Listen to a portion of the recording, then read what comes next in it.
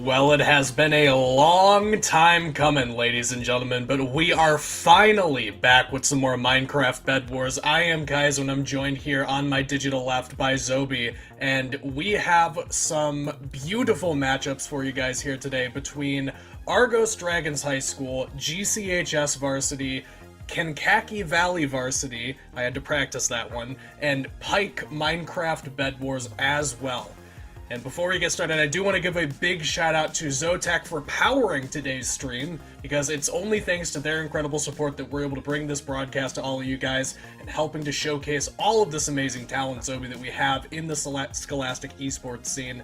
So if you guys at home want to show your appreciation for Zotac Gaming, you can give them a shout out on social media using the hashtag #PoweredByZotac or hashtag ZotacUSA when you're post, and make sure that you join the community on Discord as well. And Zobi, I'm so pumped. It has been so long. We haven't gotten to do any Minecraft Bed Wars since then, since that last finals that we got to do, and we're finally back. Yeah, we're leveling up from the middle school division into high school Bed Wars as well, and we're rounding out the regular season, our last match for all the marbles, all the points that will determine your seeding into the playoffs. So those 4 teams you mentioned, while they may not be bidding for, seed 1 through 4, is to avoid going against those higher demons early on in your playoffs. Because you mentioned it, it's been almost, I would say, we're like a few months shy of a year for this going on, right? It started last September.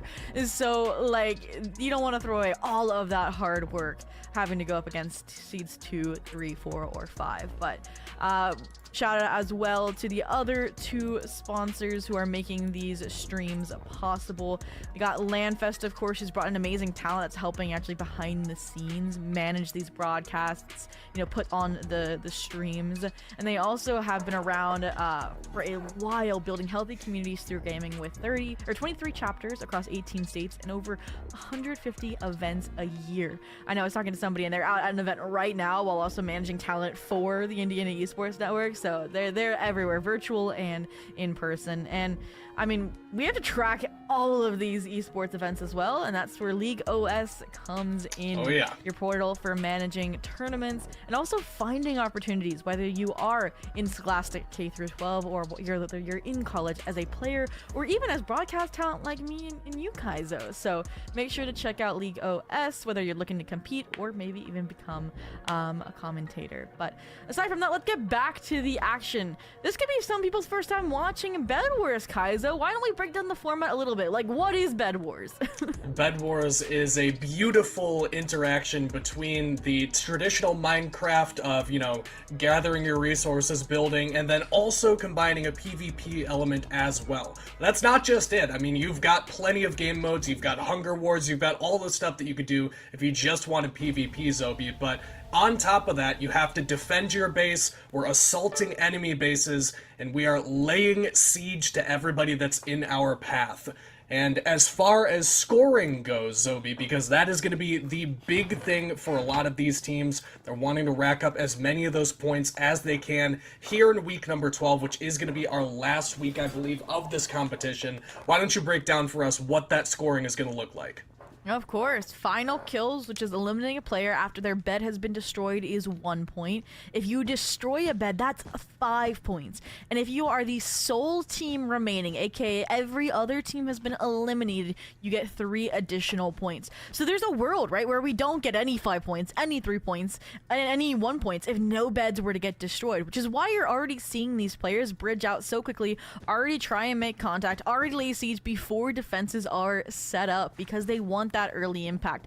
And I'm not surprised it's from GCHS. We didn't really talk about the standings of these teams coming into this. Sure. Right now, what we got is Kankakee at 8th, we got Argos at 11th, we got Pike at 12th, and GCHS at 13th. So a bit of a spread, and we'll get a look at one of these beds. This is the GCHS one, which is going to be their big ticket item on their personal island. You can see already those defenses beginning to be built up as the rest of these teams branch out to these side islands. And Zobi, what is the goal in this early stages? Why do you want to get to those side islands so quickly? So the diamonds allow you to upgrade your island and your armor, essentially. So it's things like enchantments, it's things like alarm traps on your island. So it's kind of bolsters your overall team. And then the generators that are on your personal islands and the emeralds mid are more for strengthening your bed defense and strengthening your own weapons and armor at an individual level. So they have profound impacts on the entire team, and you can already see the benefit that resource management has, right? You saw the chainmail armor, you saw the grapple, you saw the iron sword, and it easily outdid the leather armor wooden sword of Argos High School Varsity, who was fighting for that diamond island. Yeah, Kankakee have gotten their hold on this island on the left-hand side. You can see a bit of a salute given between our two combatants, and Argos did venture all the way over here, so they invested some resources, time being a very valuable resource in that, and now we'll have to just watch as their bridge is severed to the rest of that side island. Gonna consider building up over the top here is Plexus. That would be a particularly precarious situation in the 1v2, and I think that it's probably just going to be a bit more pleasant greetings as opposed to an interaction between these two where we're trying to draw blood. And there's one thing we also didn't mention. This is 3 maps, no best of 3. You accumulate points over each of them. We're starting out on Undergrowth, and then we'll go to Savoy, and we will end on Riptide. And now let's dive a little bit more deeper into these teams. We talked about their standings, but I want to talk about tendencies. My eyes are going to go to Kankakee. It was interesting to see them play passive, breaking the Argos High School Varsity bridge, because they were actually the only team out of these 4 so far with updated standings that actually won out a match, aka all other 3 teams were eliminated, with them being the sole survivor. So that's a team I'm personally going to be keeping an eye on, but I've also seen Greensburg Community High School, or I should say Greensburg, and Argos in the middle school leagues actually tearing it up. So I think they definitely have like more developed esports programs, I guess, and they have that talent that might have streamlined right in for the fall semester into their high school programs who have experience competing on these maps. Get you a bit of mentorship and maybe somebody to watch your back, as I think that Pike definitely would have appreciated there as L. Cuban gets eliminated in the 1v3, and it's going to be Argos now making their way to this middle island. They have the, I was about to say numbers advantage, but it looks to be pretty even here. Zentrix goes in trying to get one of these kills, trying to knock him off the map, but Love Girl for Reals is not going to last long as Argos High School successfully battle away the opposition and claim control of the middle island for the time being. Oh, but look at this, because they were so fixated on mid, fixated on those emerald generators. We had Pirate Esports 20 sneak in and get the bed break. So that's going to be 5 points to Greensburg Community High School. The Pirates pillaging first here. And look at this, Zendrix now realizing, if I'm going to die, I'm going to go down swinging. That is a big initial break here for GCHS, already making sure that Argos is not going to be a problem in the remainder of this one. You can see that now that they have that bed broken, there will be no more respawns. So they have to be a little bit more careful, as Argos beginning to undertake some even more pressure from the rest of GCHS, but will only amount to somebody getting knocked off the map. Red Velvet, unfortunately, did not last long. But this is the big ticket of that assault. Argos, without the bed, no respawns. They have to play a very different game from the rest of these teams. And speaking of playing a different game, did you notice that Kankakee snuck in and got one of the first final kills onto Argos? That's how you find the best opportunities that you can, right? You were snubbed the bed break points, but you can get the final kills. So that's why they snuck in, found one, and we're even fighting a few of the other ones. But this is dangerous. You group up, that's 1 point to the GCHS. Looking for a second, but I want to highlight this. This is a player I actually remember from last semester, was Zendrix. I don't know why this name is stuck with me, but they are a PvP legend. So it's no wonder that even when all of their teammates have fallen, that they are solo sieging this red site. But can you have enough gapples to sustain you is the question. It seems like they have an infinite source at the moment. He's gonna need a whole bunch of them because they just keep coming. Zentrix will try to get one more, and we'll see if he's got any more sustain left in the tank. Pretty much a solo mission over here. I'm not really sure what the end game is, but definitely has attracted the ire of all of GCHS, and after doing so, exactly right. He just goes ahead and pops on out of there, completely distracting the red team for a good minute or two, and then just unfazed, just walks his way right out.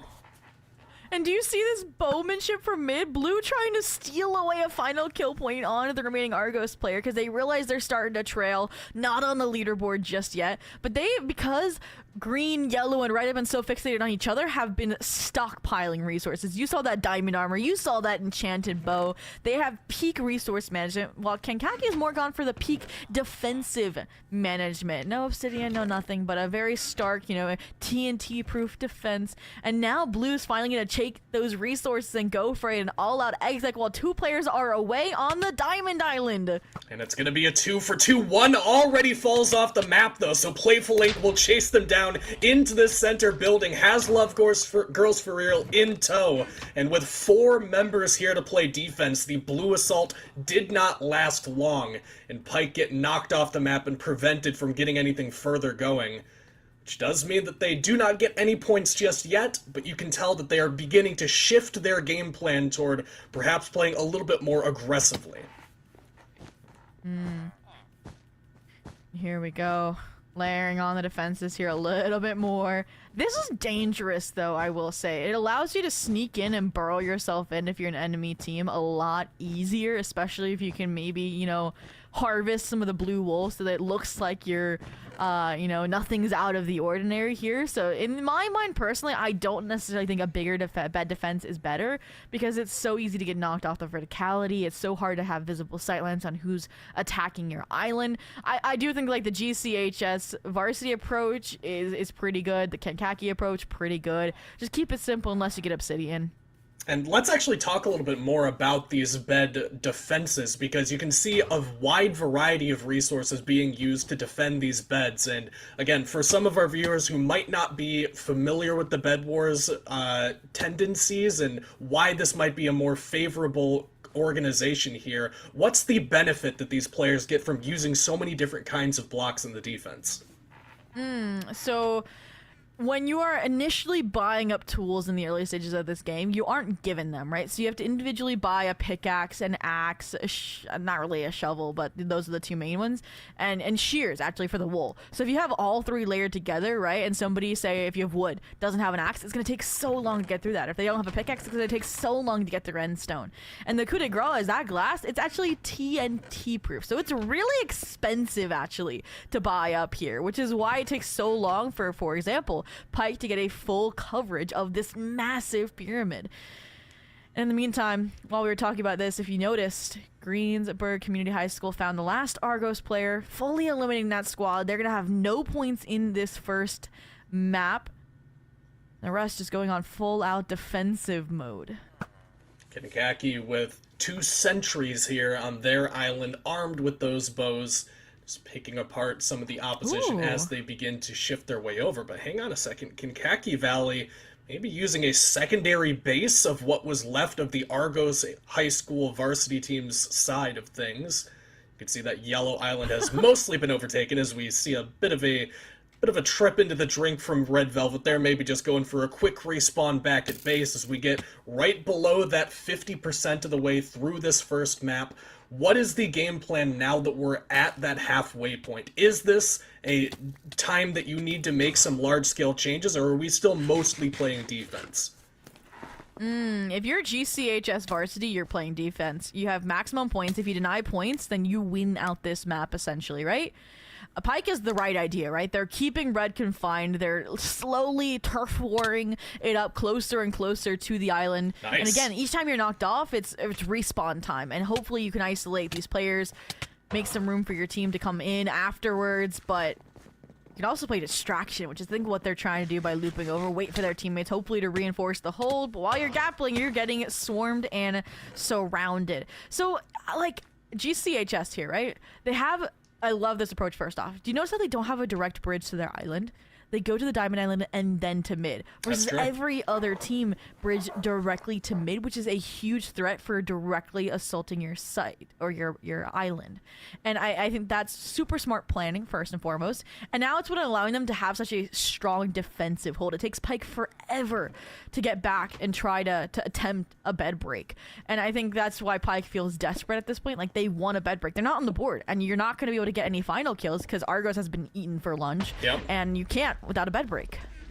Somebody's got to make that initial siege and successfully break those beds. And don't forget, like you were just pointing out, these bridges definitely going both ways. So if you want easy access to that middle island, well, you better have somebody left to play defense in case somebody sneaks up on you and tries to break the bed while you're gone. Kankakee getting chased across the middle here. You can see the backup is coming, though, and Pike still on the aggression. And unfortunately, fortunately, Batmobile will manage to get that kill. Ooh. The question is, what is the payout here? Because as you mentioned, still need to find some kind of weakness here if they want to walk away with points. They, alongside Argos, are without any points in this one, but Pike do still have a couple of different ways that they can get in. But you have to identify one of these teams as the weakest link here, Zobi. And what if you're Pike, who is it going to be between GCHS and Kankakee?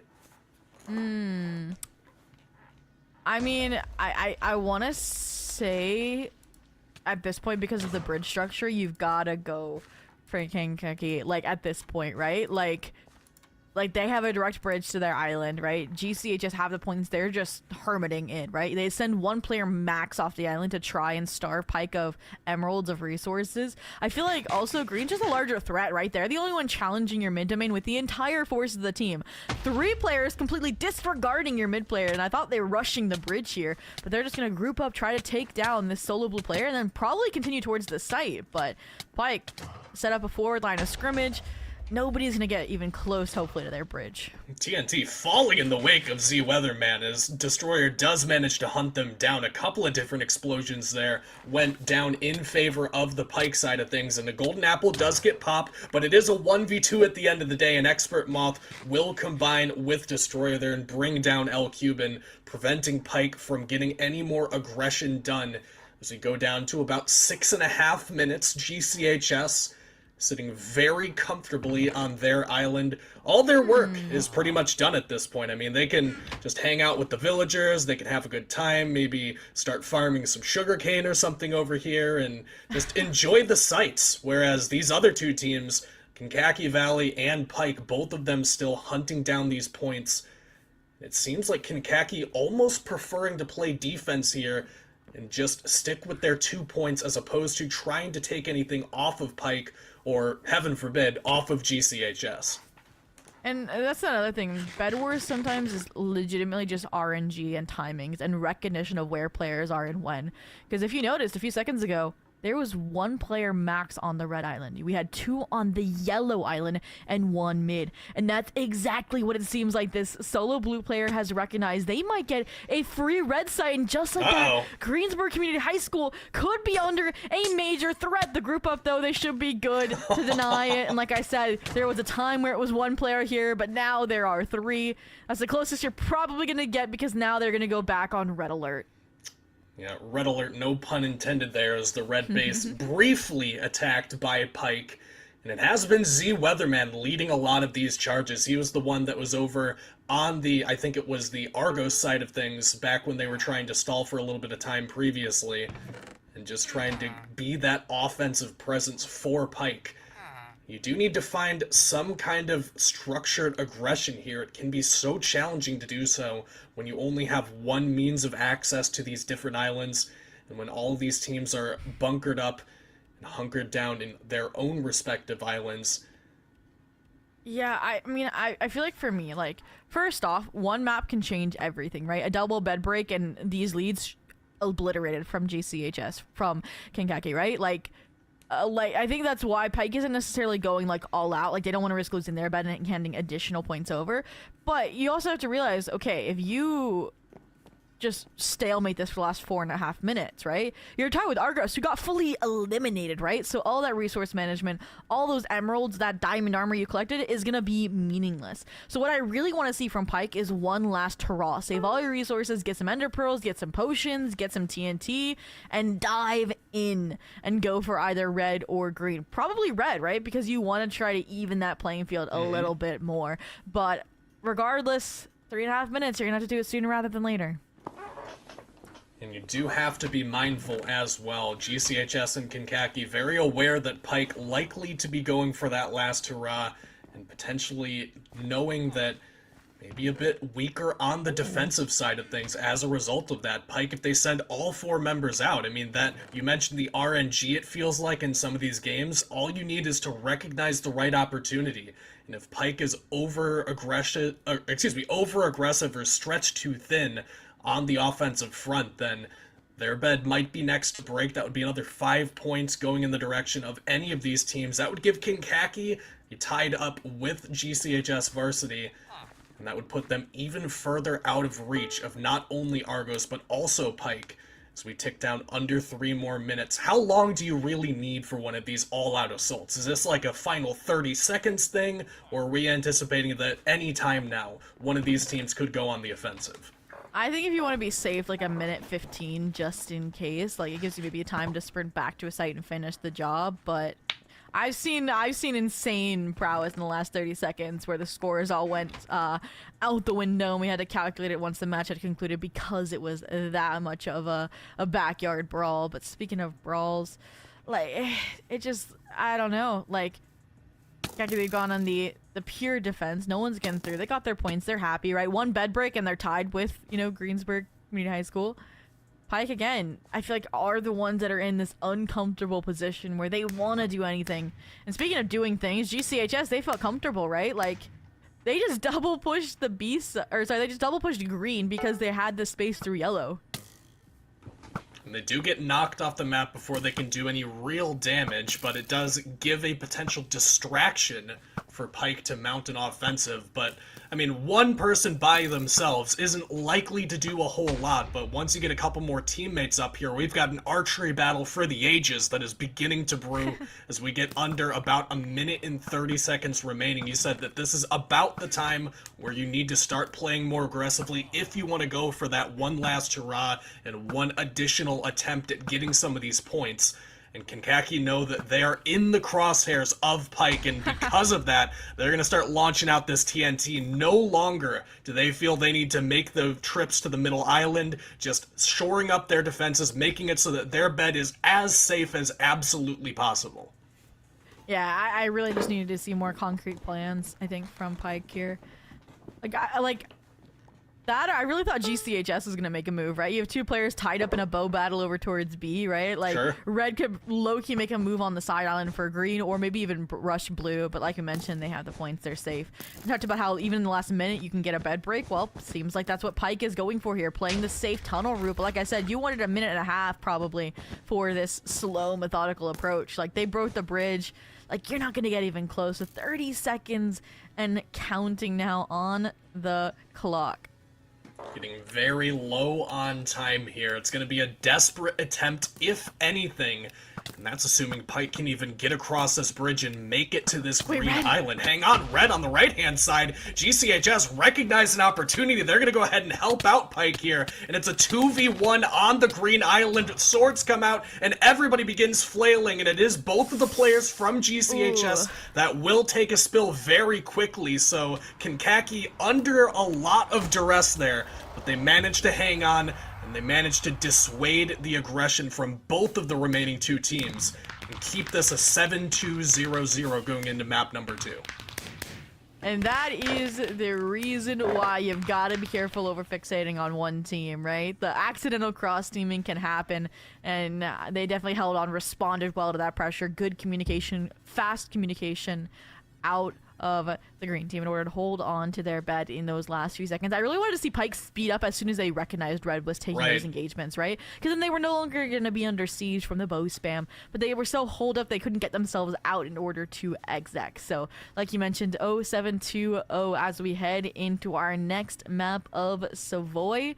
And this is where we get to start talking about, okay, how are maps a little bit different, right, across the terrain? And I think that's going to come into, again, the bridging patterns, right? We talked about how the Pirates, or Greensburg Community High School in particular, right, had this kind of non-direct pathing. Well, on a map like this, it seems like almost everybody is going to have non-direct pathing, or you're going to have some common ground almost forced out by these grouped side islands. Or I think that's the wrong map, actually. I was about to say, wait. I feel like this map does not look like Savoy in my memory. Yeah, what map is this? I'm curious. We'll load up a different one here, and while we do, I do want to talk about Argos, because Pike got to play that entire game, and they were the ones that really felt like the onus was on them a lot of times to be acting, whereas Argos had plenty of time while they were out of the game to draw up a new game plan, determine what their strategy is going to be, and what they need to potentially do differently. So we get underway here on this next map. What does the Argos team comms likely sound like right now when they know that they're coming in at a bit of a deficit, already 7 points behind the first place? What do you need to do in order to make it to that first place of this week? Well, first off, I think dying that early on the first map is not a death sentence, right? I talked about it. 1-2 bad breaks, you're back in it, right? Full sweep a team on kills, that's 4 points, right? Like, they can easily bounce back in a singular map. And I think what you need to do is, I'm assuming it's ghosting when you're dead. So you can start collecting, okay, what are these other teams doing? What are their tendencies? What do some of those gaps look like where we may be able to get a rush in onto their bed, right? And I'm hoping that's what we're going to see out of Argos is, okay, need to be more cautious. Cannot lose your bed that early from a sneaky play. Literally, I think they over-aggressed, right? We talked about, I think it was like 3 players off the island fighting another team when a singular Greensburg Community High School player snuck in uncontested to get that bed destroyed, right? So keep like 2 defenders. Like, for me, the ideal for 4 players is like you have 2 siegers that like go mid and like fight together for or like for resources or for like attacking other islands, and then you have 2 defenders. One is like perma on this like on the island, the other one can go diamond gen and then is otherwise like secondary defender, right? So that way you like never have that kind of opening. And then like maybe you can have a singular player help the team, right, if you need to, like on an exec, but then you got to be like surefire, like, okay, confirm where every other player is, right? It looks like we're going to be cycling to another new map here and getting another different look. Beautiful terrain on each of these maps, I just want to say. I mean, somebody like me could never hope to come up with anything this beautiful, and we did get to see that pirate ship map in the finals. That's Riptide. That's the third. I'm sorry? That's Riptide. We'll get to that third. Oh, okay. Yeah, we've gotten to see it. We'll see a little bit more of it later on, but definitely the aesthetic that we're going to want to save for last as we cycle back through and hopefully this time land on the map that we end up sticking with. And I do want to bring up, because these teams very close in the standings. I mean, we're talking about teams that relatively similar records. I mean, a lot of differentiation in how many games each team has played throughout each week, but relatively the same in terms of points accumulated throughout the weeks. And because of that, I do think it's worth bearing in mind a lot of what happened in map number 1 could very well have just boiled down to opportunity recognition. It's not, Zobi, as though we saw one team just completely dog walk all the other 3 teams and walk island to island, just killing everybody, taking all the beds by themselves. It really did feel like GCHS kind of got away with one by sneaking in and breaking one of those beds, and then everybody just turtled up. But if you don't have that opportunity this time, I mean, it's not like Greensburg was just the outright favorite. They kind of just got lucky early on. And I think if I'm Argos, if I'm Pike, even if I'm Kankakee Valley, that's what I'm thinking going into this game. That, all right, we just can't afford to let that happen again. We know that these guys aren't better than us. We can still fight on even footing. We just can't afford to have a slip up early on. Low-key. And I do believe that Argos, I think, has some of the best PvPers in the game right now. I think it was evident from how long they were able to survive after their bed had been destroyed. And now, I mean, neighbored up next to Greensburg Community High School yet again.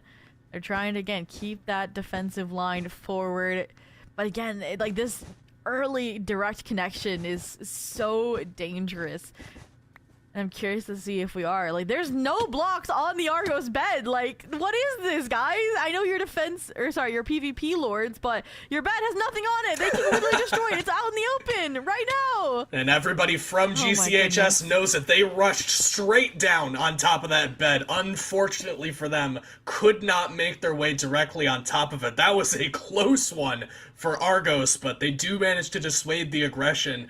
Maybe baiting them in, even, because that is a bit of time wasted from GCHS, whereas Argos was collecting the resources during that time.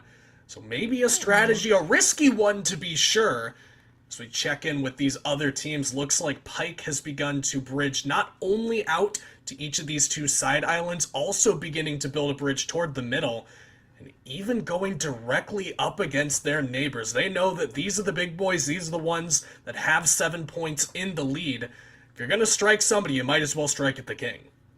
And I love this setup from Pike. I talked about how there was like a lack of a plan. This feels like intentional bridges for execs, like you mentioned, onto leading teams like the Pirates. And I also talked about the differing terrain and how that'll change the bridging as well. They go towards heaven, right, on that middle island, because they can't necessarily bridge to diamond and then bridge to mid because it's so far away. It's not like it's getting closer, right, as you go towards the diamond island.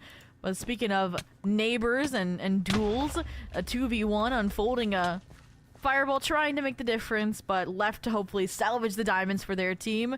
Quandalus making a mad dash for their site, and it looks like Kankakee gonna respect it. They're not going. They don't want to go for a Stark. I was gonna say bed break, and look who does want to. Who is this? It's everybody, it seems like. I mean, Pike is here, GCHS also on the scene, beginning to pinch down around Argos.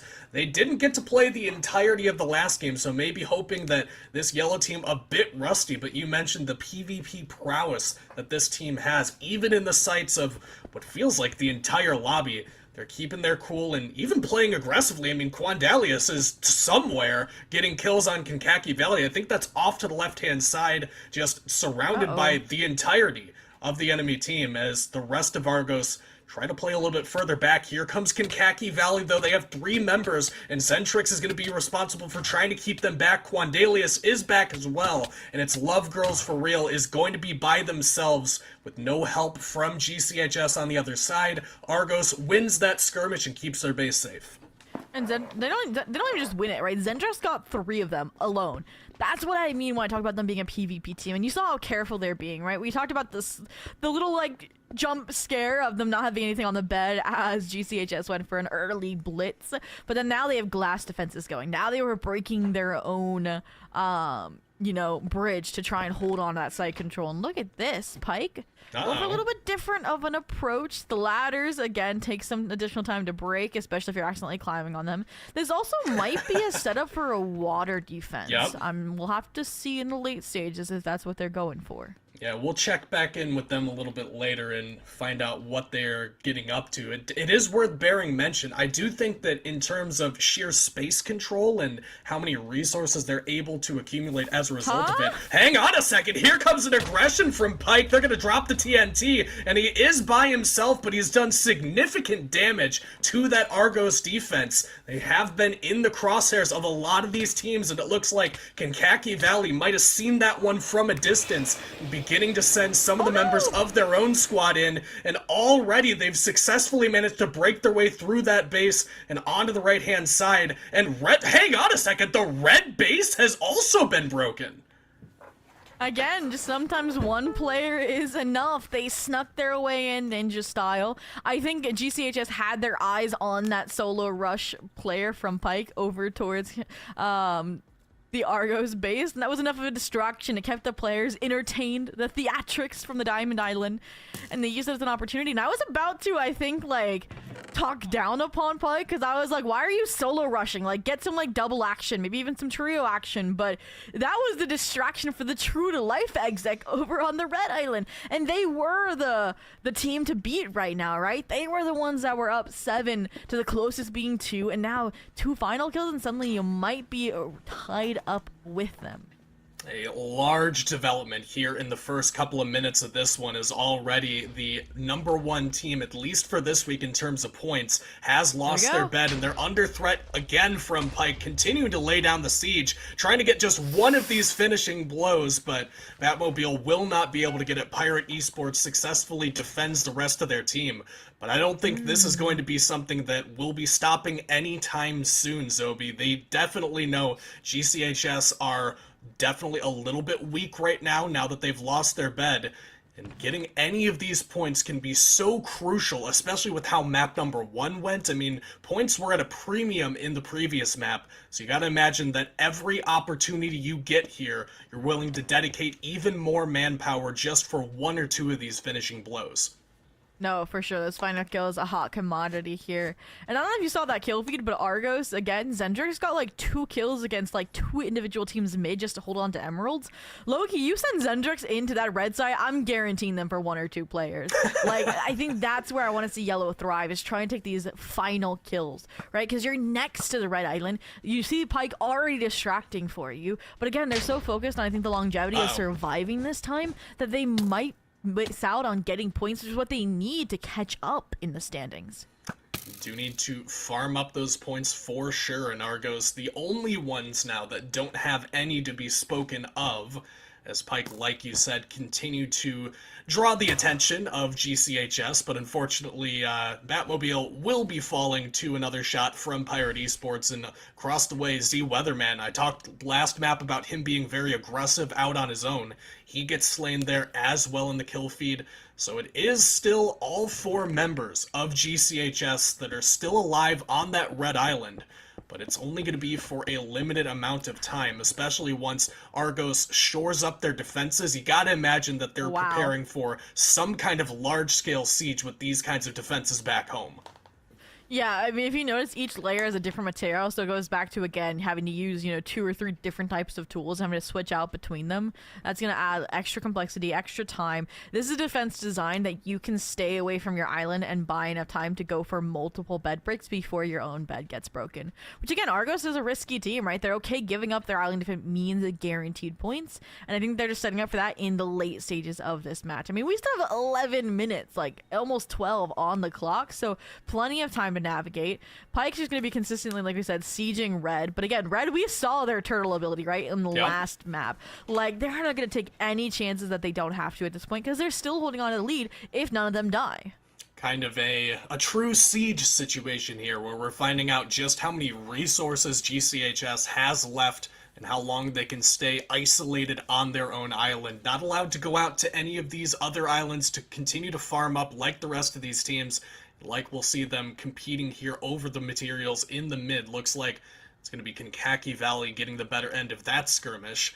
But somebody's got to make a big push onto this red island. It's only a matter of time before one of these teams recognizes blood in the water. Then we saw just how quickly things can turn on its head. And the last map, once one team begins to start to, lay some attack down on you, you can get pincer maneuvered, you can have people coming in from seemingly nowhere and just falling out of the sky on your island. And with Pike constantly, and I mean constantly, Zobi, playing aggressive here and just trying to pick these members off with the bow, it's only going to be a matter of time before Kankakee or Argos begin to pick up on this and head their way over. Yeah, I mean, I feel like blue and red have stalemated each other right now. So I look to yellow and I look to green. And speaking of looking to yellow and green, look at the water defenses they have built. Again, they are looking to get proactive. You see more green members like taking over the mid space to farm emeralds. And I mean, Zendrix playing for that denial. Low ground not going to work out against a ladder. Gapples aplenty. And I mean, I think green is ahead in resource management this match, right? Pike was in the first map by far, but now it just I'm confused how a yellow person was coming from the blue island. Number one, he was just checking things out. Yeah, it shows again. It's interesting again to see what like the end goal is for each of these teams. Well, the temporary goal for Kankakee Valley is to send a sniper up on top of the tower and shore things up on the home front, make sure that nobody's coming in unawares. That would be catastrophic here in a game that is already very tense to have somebody sneak in when you least expect it. But this Argos base, man, I mean, this is a terrifying sight to behold. You want to talk about going for the late game, going for the water defense. I mean, this would take a tremendous amount of time to break your way through there, and that's assuming that nobody's there to play defense. Remember, Argos, full of PvP-style players. It is going to be a huge undertaking to begin to make any sort of dent in that Argos base. It's so scary, again, how wide it is, though, right? You block yourself in. Or green sneaks onto Pike's Island in the meantime. Wow, what just happened? I think they were like the least complete bed, right, defense that we saw. And now suddenly look who's tied for first. And I mean, I'm guessing they got a final kill in the meantime as well. We'll have to look back to confirm if they've taken the lead at 8 or if someone else stole it away. And there it is, confirmation. And now GCHS, the throne you were looking to uphold by turtling onto your island, isn't gonna work out. And look at this. Oh, yellow now realizing the true enemy is green, and as soon as they let the other team do their dirty work, they're gonna accelerate upon the biggest threat. Wow. And Kankakee Valley has proven that they are that threat. Pike kind of laid themselves a little bit too bare, stretched a little bit too thin. They've been stretching out in all directions since the very beginning of the game. You can remember all 3 of those bridges going in different directions at the beginning. They've kind of played very aggressively, consistently trying to pressure GCHS, and it seemed to have only been a matter of time before Kankakee Valley snuck their way in there. That is a big blow to this GCHS lead. And I mean, we said it, right? The fixation on GCHS, they were going to be easily punished for it, and that's exactly what happened. And now you don't have infinite lives, right, to fight up against the members of the Pirates, right? So who is going to take up that mantle? Argos was trying to track a player who had taken a brave adventure towards the Diamond Island. And at this point, it's interesting that neither Kankakee or Argos, I was going to say, are going for final kills. We did see, our girl try and make a resident play on the 2 blue members who had their backs turned. And this is an interesting strategy from Pike. They've abandoned their island. I think they're trying to set up for a last sand island execute, but obviously green's complicating things a little bit. Yeah, that'll throw a monkey wrench in the plans, we'll say, of Pike, who do still have 3 members left alive to play offense. But, I mean, staring down these bases from Argos and from Kankakee Valley, both of them now shored up with the water defenses. I think that I saw some glass over here on the Kankakee Valley side of things as well. It's just going to be such a difficult task, especially when you don't have respawns to break your way in. You're kind of hoping that you can team up and maybe do a pincer maneuver with somebody else, use one of these other teams as a distraction, and then push your way in. But you know that GCHS isn't going anywhere. I mean, they've been here for, seems to be the last 10-15 minutes, just holed up on their island. I don't think it's likely that they're going to be venturing out to help you anytime soon.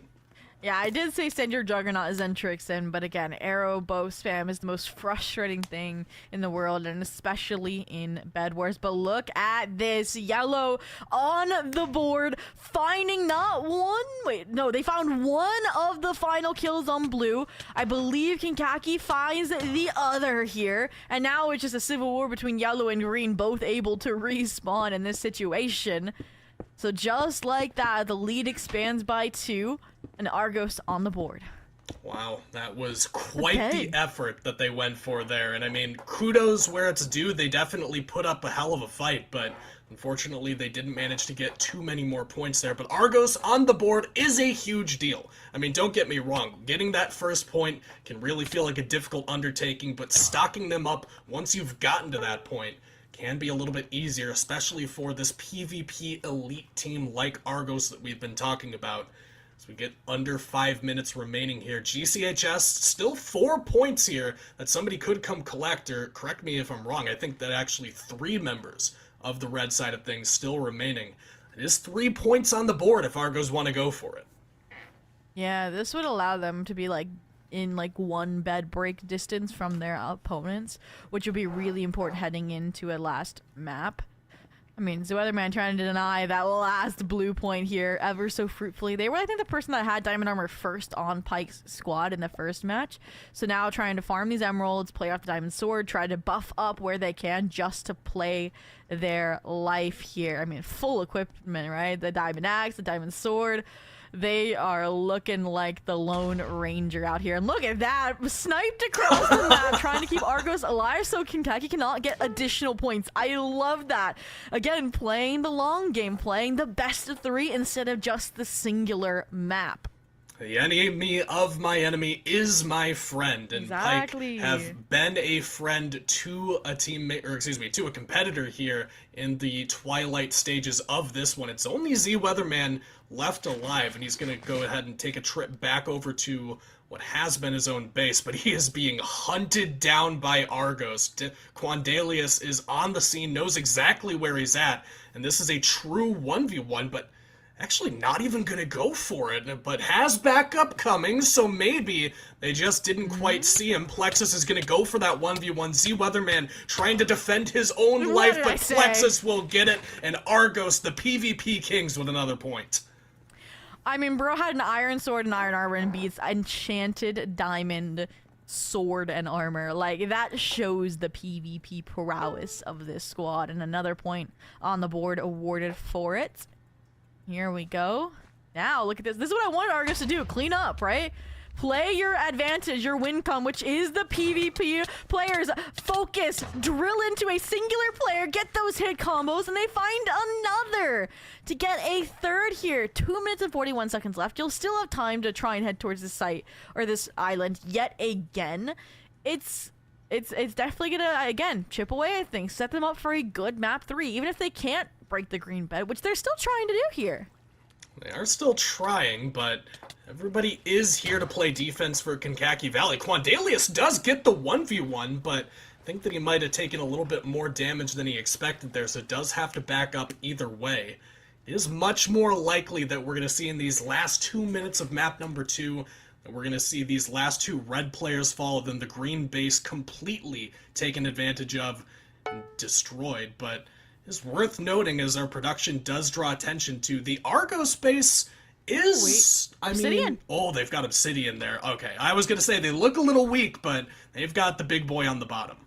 Yeah, I think when we were, like, fixated, right, on, I think it was Blue's bed getting destroyed, right? I think Green was going for a full-out siege on Yellow, and they broke down the height of that pyramid without even really spotting the geodes that lied within, right? Like, sure. the obsidian defense there. So Argos pretty set, right? Yes, they don't have the armor because they don't need it. They know the PvP differential makes up for it, so they harbored and funneled all of those emeralds from the consistent mid expeditions into that defense. Again, they took their loss and they learned from it, and that's what you like to see. I mean, in my mind, I really want to see Argos get both of these kills. You know, one at least, right? You know what? Because if you get one, you can tie, right? The top team. You get both, you would take the lead with a bed break.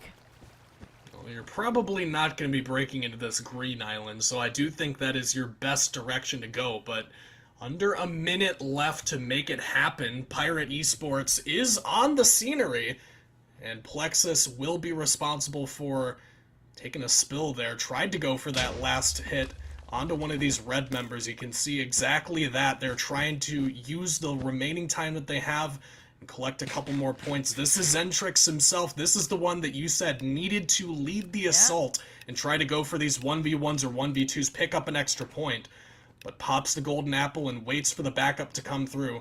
We're looking at another 20 seconds or so on this one, and you might as well go for the all-out assault, but hang on, here's the Argos base under assault as well. Kankakee Valley are getting in here, and they successfully destroy it! Kankakee Valley with 5 points on the board! Not just that, but they have found 2 final kills as well, and just like that, as the timer expires, they won't get the 3-point bonus because players remained. But that is going to be, what is that?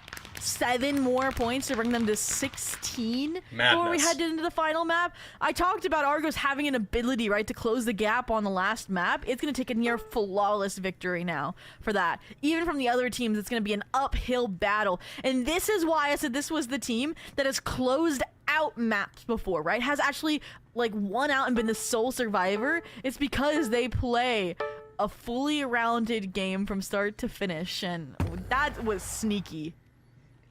They did sneak their way in there at the last moment. Argos trying everything that they could to get over to the GCHS island and pick up those last 2 points, but forfeiting not even 2 of their own, but 7 going back in the direction of Kankakee Valley. That puts them as the clear favorite here as we go into our third and final map, which is going to be Riptide this time around. You said it yourself that this is going to be where we're ending things out, and we will finally get the opportunity to stick around in our nautical-themed map here as these teams begin to stare down the challenge that is Kankakee Valley ahead of them. Argos pretty well without of striking distance. I mean, it would take a miracle at this point to find your way back into first place from here, but still doable likely for GCHS and probably for Pike as well. For sure, for sure. And I mean, Argos could surprise us, right? Like, if you break all 3 beds, it's 15 points, you're in the lead. Like the odds of that slim, but not impossible. You can never, like, understate a singular player popping off or getting insane luck and timings here. I mean, like, again, demands a lot, but it could deliver. I think for Greensburg Community High School, right? Like, you are the Pirates, you've got the map working for you, right? Like, may the ships bestow you the one piece in order to succeed. And aside from that, Pike, to me, right? They feel like they build up so much potential energy in, like, the initial stages of these maps, and it just never gets converted into kinetic. That's what I want to see out of them. Trying to transition that initial energy from the early game into that middle game. They did a very good job of controlling space in map number 2. They had a lot of bridges going in different directions, a lot of area that they could claim as their very own uncontested, but couldn't quite manage to convert that into an overwhelming advantage to break these beds and get a substantial lead underway.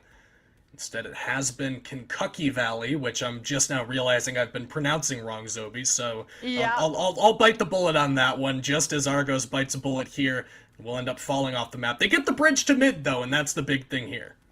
And this is interesting. It feels like a big speed up, a big gamble as well. Look at this. We talked about time, and we talked about silent sneaking in through the night. I feel like this is, again, an interesting stage where there is nothing on this island. And Zendrix, if you lose a rare 1v1, I was going to say, you better be calming to your team because that bed is exposed. But one block if you done pickaxe and you're 1 HP, unfortunately, it's not going to be enough. Seconds too late, and Argos avoid disaster Man, again. the same kind of jump scare that we saw previously from Argos. They want to play so aggressively, and because of that, leaving the bed uncovered for quite a long period of time there. They don't get punished a second time in a row, though, so they do manage to get away with it both times. It doesn't mean that they're getting any points as a result of that, though, as Kankakee Valley have bridged out to this right-hand side, and we'll see another Argos player. I think that is Zentrix getting chased around here by one of these Pike players, just trailing him all the way back toward the base, and Zentrix beginning to hop back up. I wonder if anybody is there to play defense. Looks like Batmobile will have to take a 1v2 if they want to make their way into some of this wool. But hang on a second, he's getting the 1v1, almost got the 1v2 as well. That would have been catastrophic. Number 1, that's super funny that it's blue wool. Number 2, I love how we went from, like, Kankakee, like, on, like, a beach island, like, vacation, just chilling in the diamond generator, to then the bloodied battle between Pike and Argos, right? They're, like, battling it out for last place, like, trying to prevent it right now. And speaking of battles, look at this! Christmas tree in the kill feed. Red and green, where did this bloody battle take place? It seems like it was on the red island. Kankakee almost gets another one that would have basically solidified and made it nearly impossible to dislodge them from a first place placement in this last match of the regular season. And they're not done yet. They are consistent, streamlining, and they think these players are low HP, and they were right. Take down another, hope they respawn, and just keep sending them. Keep them coming. Kankakee Valley with the assault from the starboard bow there. They successfully break their way onto the GCHS pirate ship, but cannot manage to get that bed. So it would have been, like you said, perhaps the final nail in the coffin for the rest of these teams in the competition. They do manage to successfully defend, and once again, Pike have redirected their attention. I mean, Argos has not been under this much fire since map number 1, where they lost their bed very early on.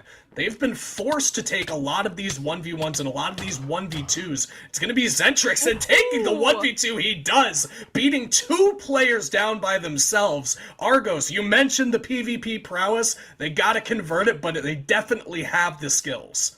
Yeah, I felt like they were getting bullied like in the first few fights, especially Zendrix. Like I said, they have that prowess and they were just getting like 1v3'd.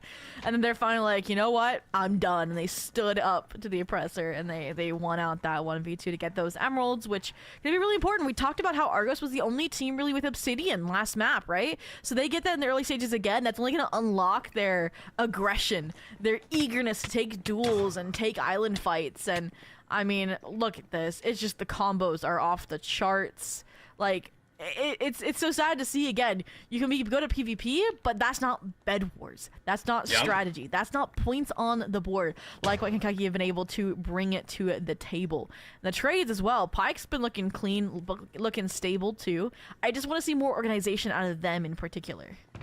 It really does feel like Argos are just struggling to get some momentum under themselves. They only have the one bridge that goes toward that middle island, and with all of Pike consistently playing around this area and trying to almost trap them onto their own ship can be very challenging to get anything underway. It's going to be another yellow versus blue skirmish here on the middle island. Zentrix will fall very soon, and Argos now under threat of several members of Pike. They've got 3 going in this direction, 1 going the other way, and Cam Slam going to be first to contend with the assault from Pike, knocking them back and forth off the map. And Argos, just as easy as you like it, no casualties, fending off the entirety of the Pike assault.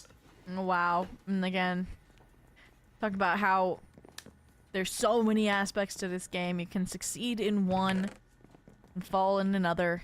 And just like that, the scales rebalance and we reset to everyone on their own islands. I mean, quiet in the midst of the storm for sure, in the waves that are going to go crashing against these ships eventually when the next siege takes place. Long, contemplative thoughts being thought here by Kankakee Valley on their pirate ship. They know that, you know, they don't have to do anything fancy here. They really just have to make sure that nobody gets to their bed and nobody walks away with 3 beds broken. That would be really the only way, as far as I can count. I mean, math not my strongest suit, but I'm not really sure how else one of these teams would manage to pull ahead unless they not only took out the other 2 teams, but also Kankakee Valley. So they're going for that turtle style of play that we have seen from them before. It was a lot of Christmas-colored aggression in the kill feed a little bit earlier on. That's kind of smoothed out a little bit, and it's been a lot more blue and yellow fighting against one another. You can see just the extent of that engagement. What we've got, like some sky rigging going down here, like a bridge from the mizzen mast over to the Skied Islands. You don't understand how much I love this, because this is that's the kind of thing I would do when I play Bed Wars. Although I would like go to the Diamond Island and then like tower up just to save a little bit more wool. But this is how you get above, you TNT drop, and then you know, they do have fall damage so you can't jump down, but maybe you ladder clutch it. Ladders do exist in this game, we'll see. I mean, at this point, Argos is building a fortress. They're extending the bow of their ship to the side at this point, right? And I mean, we talked about it, right? Pike and Argos have been in the spotlight, Kankakee having their star moments. We haven't even talked about Greensburg Community High School, right? Like, they were the ones that were the first on the board, the first to claim a lead on map 1, and they've been quiet ever since. And I don't want to call in the RNG card, but again, maybe it was just that. They got lucky timing and found a bed, because since then, they haven't had that same ounce of aggression, that flair, that attack prowess that we've seen. Argos continuing to build out their fort over here on the right side of your screen, and it's going to be Quandalius up in the 1v2. Zentrix did have to back up there, but it's a very cozy place that they've got for themselves over here. It's scenic as well. Like, you gotta give them credit for it. It looks fantastic, in addition to being very functional. And Plexus is telling them, don't even bother coming through here. It's not worth the time, not worth the effort. But when you've got the assault coming in from the side, Pike on a 2-dimensional assault here on the Argos base, trying to build their way over to the flags and try to get on top of this pirate ship. And that might draw some attention from these other 2 teams. And again, this is using your map to your best strengths, the best ability, right? Like, no other map has this high sails that you can play off of. And then now height where you can jump down undetected without a completed bridge. And this is where I talked about it. The size of your defense can work against you. This glass, though, is so loud. Will the team recognize it? It doesn't seem so. They are still in the dark. They are still undetected. And just like that, Pike might be off to a good start in a comeback to respawn. Ooh.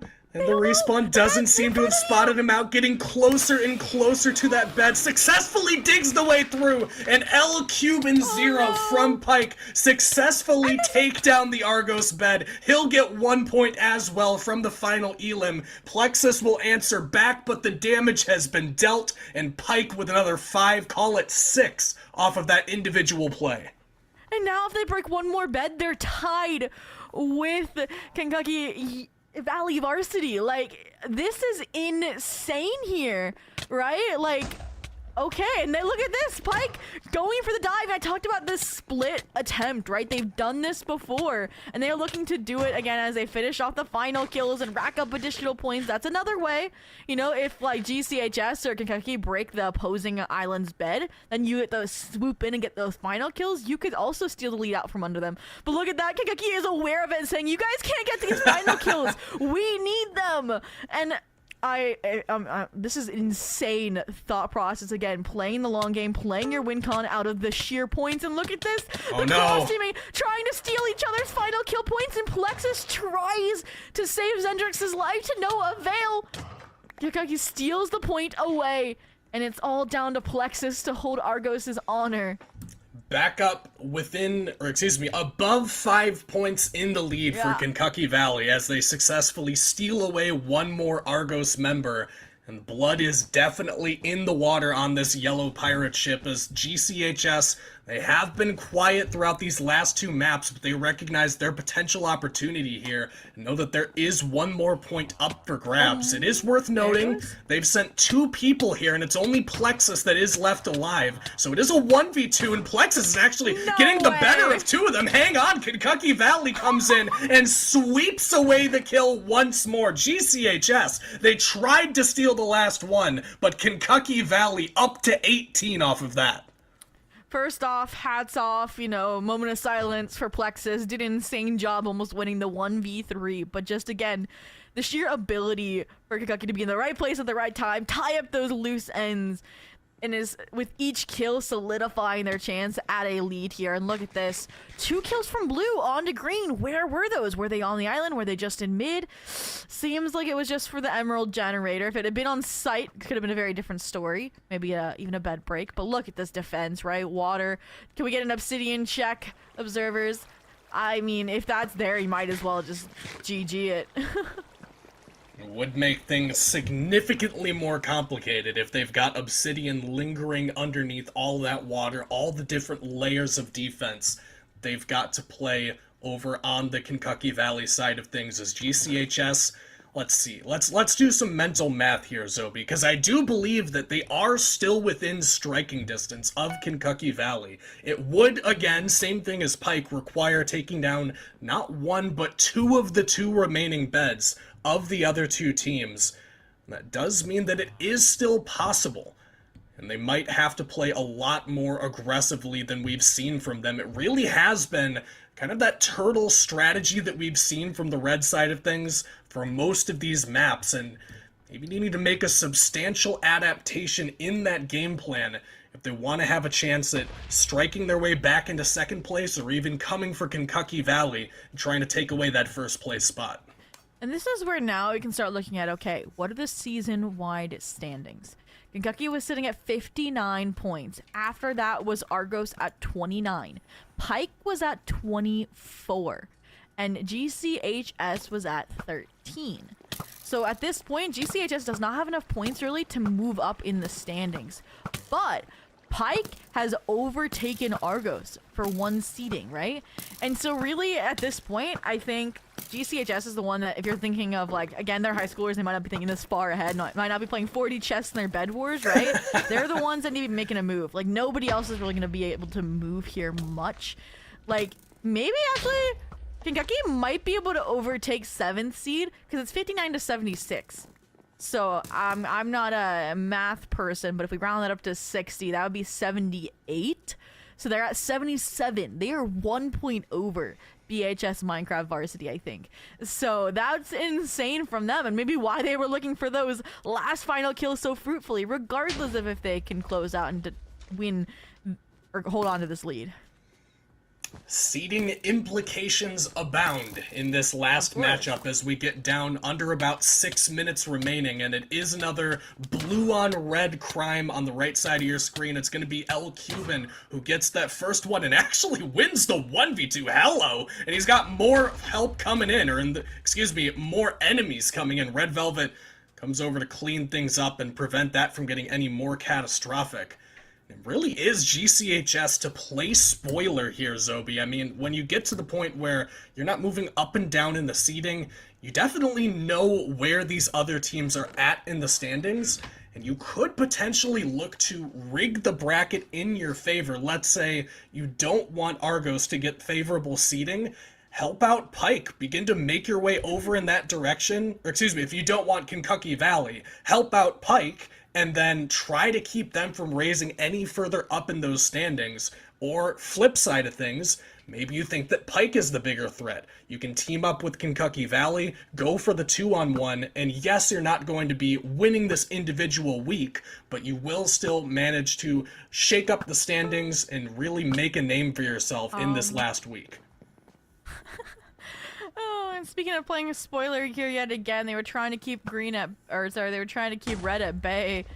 Starts to bail them out, but talked about last ditch efforts here. I again want to see structure from Pike. I don't want to see a staggered hit. I want to see all four of you together, and they aren't even able to breach the site until the spear pierces through your diamond armor and juggernaut, though the last to come in when they should have been the first. Can't even get the gapple off, and I don't think they killed a single player there from Kankakee Valley Varsity. Like, okay, 4 minutes 20 seconds left and counting. How many more times are you gonna go for, and how many times are you gonna leave your bed undefended? That was a 4-person siege. Yep. Red recognizes that. Red gets a timing, and suddenly they could even outpace you with that 5. That's 13-11. Never know what this GCHS squad's gonna be doing now that they are in a position where their own seeding implications not really a thing to consider, so that could change the strategic implications of these other two teams. I mean, if you're faced up against a known quantity, you can plan around that. You can know exactly what to do. But GCHS kind of a variable here for each of these other two teams, so Pike and Kankakee Valley have to keep an eye out for what they're doing, because you don't necessarily know what the long-term game plan's going to be. So we get about 3.5 minutes remaining on this one. Kankakee Valley has not ventured out from their own boat particularly often since that initial burst of energy. And I think that they're beginning to test the waters and see if maybe Pike are leaving too many members on the field.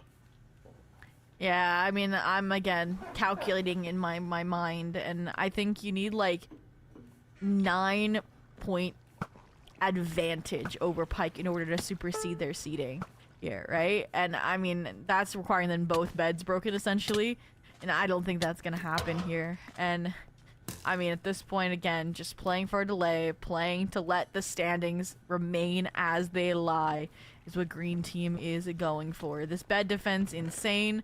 I could see Pike doing what they did to Argos low-key with this bed defense, but I mean, how much more time do you have to build another sky bridge, especially when, you know, your island is, I mean, it is next to it. Low-key, I want to see them do it again. It worked once, so if it ain't broke, don't fix it. We'll get some more combat in the middle, though. L Cuban and the rest of the Pike boys getting aggressive on this middle island and chasing down the Kankakee Valley team back toward their pirate ship. And they will knock one off the bridge here. That could be the potential for them to go in, and another one goes down. You can see them starting to test the waters here, see if they can make their way across that bridge and get toward that Kankakee bed. Because you're absolutely right, this would take a tremendous amount of time. They're going to have to go sooner rather than later. And they start sending a couple of members one after the other, and they'll fall like dominoes in kind. Back and forth. Hang on, he's getting very good mileage here, but take a look at this. Right side of your screen. You wanted the sneaky play, and they're going for it on the right side. I think Green saw it though. I swear a player looked over to their left, and there it is. The awareness just is too superior here. And I mean, Pike were more coordinated. I liked it. The distraction play, they sent their Diamond Juggernaut in first. Like, it was good. The spleef was a little bit patchy, I think. More now, you have to repair that bridge. What I kind of want to see is, again, Pike take it slow, right? Yes, you're running out of time. Yes, there's been 11 seconds left. I want to see them widen the bridge, set up, like, checkpoints almost. But look at this. You pretend to disengage. You go back for the bridge. You re-distract mid. They could get a last-minute bed break in here. They're about to connect. Oh, do they know? The fireball could have just been rogue. Could have been a rogue fireball. They did definitely know that a player from Pike was over here at some point.